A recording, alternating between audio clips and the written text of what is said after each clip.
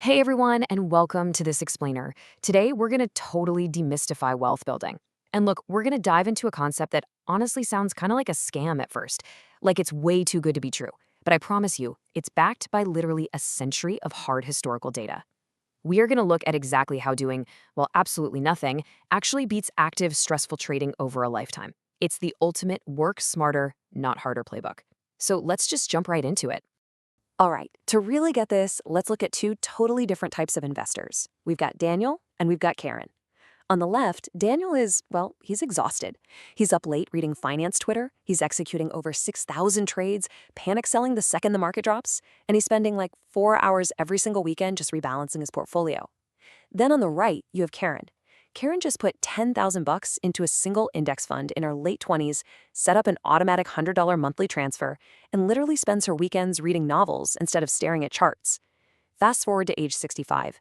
Karen is sitting comfortably on roughly $400,000. Daniel, he's got a fraction of that, plus, a whole lot of gray hair and regrets. He worked way harder, but she ended up miles ahead. So why exactly does this happen? That brings us to section 1, the lazy investor wins. Okay, check out this 39-year compounding timeline. Historically speaking, the S&P 500 averages about a 10% return every single year. Now, if you take 10 grand, put it in the market, and just walk away, don't touch it, your money starts growing exponentially, not just in a straight line. By year 10, you're looking at around $25,900, which honestly might feel a little slow. But hang on, look at year 39. You are suddenly at over $411,000. You didn't add a single penny, you made zero extra decisions. The math literally did all the heavy lifting for you. You've probably heard of the rule of 72, right? It's that quick mental trick where you divide 72 by your annual return to see how many years it takes for your money to double. So 72 divided by 10% is about 7.2 years. But here's why that actually matters for us. Each time your money doubles, the raw dollar amount gets massively bigger. Your first doubling just adds 10 grand. Nice, but whatever. Your fifth doubling, though, that adds $160,000.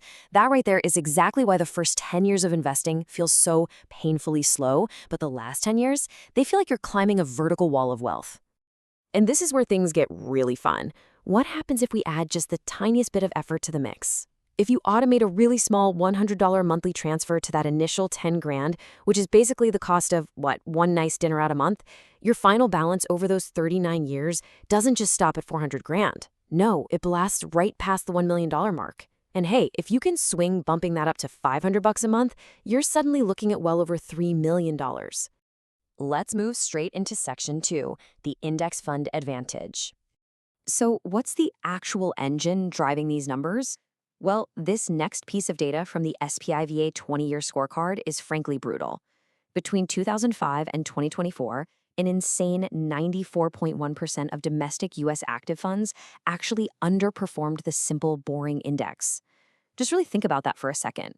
We're talking about highly paid Wall Street professionals, people with Ivy League degrees, massive teams of analysts, fancy Bloomberg terminals, and more than 9 times out of 10, they are getting totally crushed by a robotic index fund that literally just buys tiny pieces of the entire market and sits there.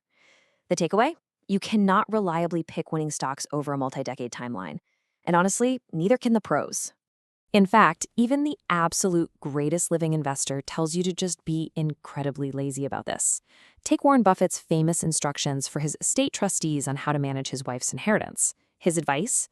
Put 90% of the cash into a low-cost S&P 500 index fund and 10% into short-term government bonds. That's it. Just leave it alone forever.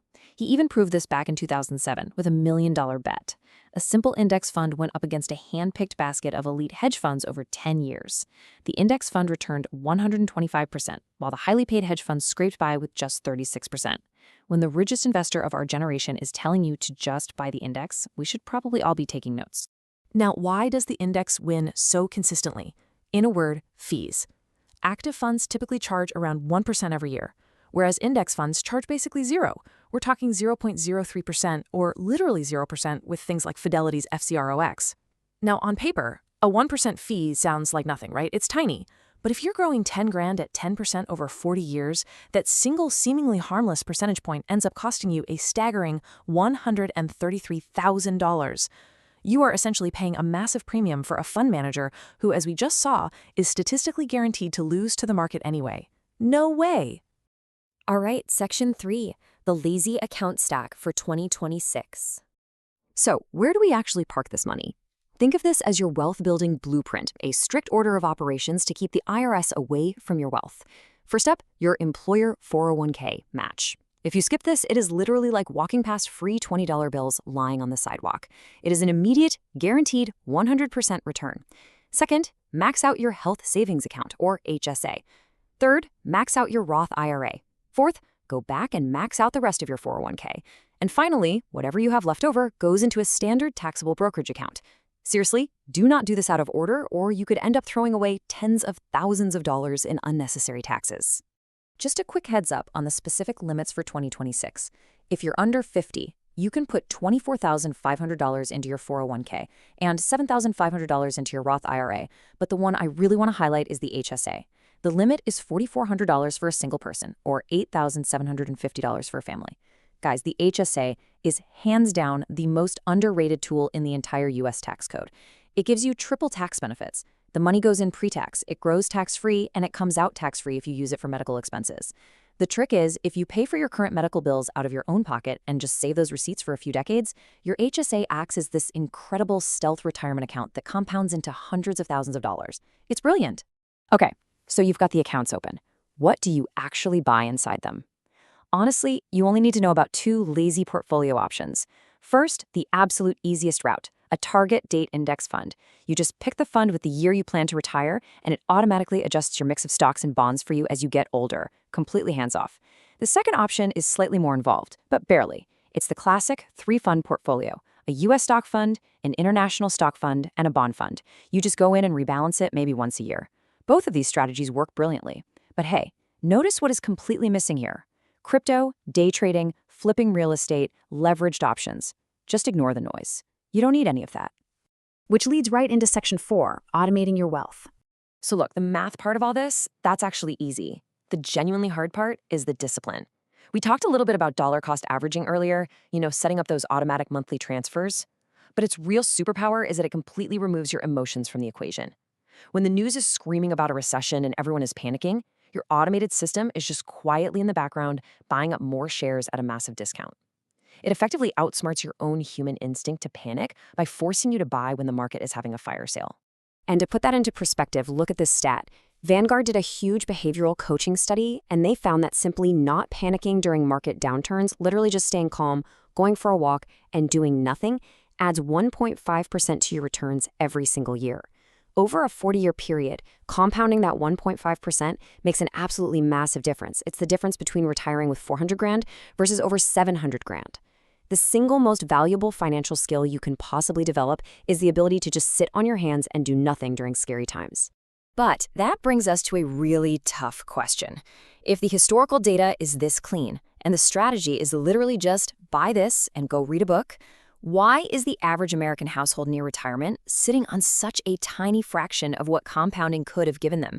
Like, why does the median 55 to 64-year-old only have $71,000 in their 401k? Almost 40% of Americans approaching retirement have less than $50,000 saved. So what is going wrong? Section 5, avoiding hidden wealth traps. The reality is, the real enemy of this lazy investing machine isn't a stock market crash. It's non-lazy lifestyle decisions. I call these the hidden wealth traps.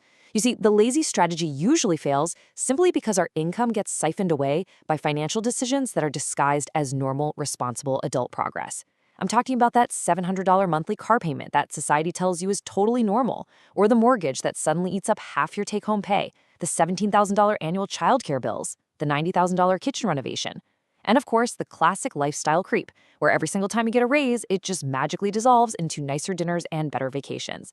By the time a typical 35-year-old actually sits down to start investing, half of their income is already locked into these traps.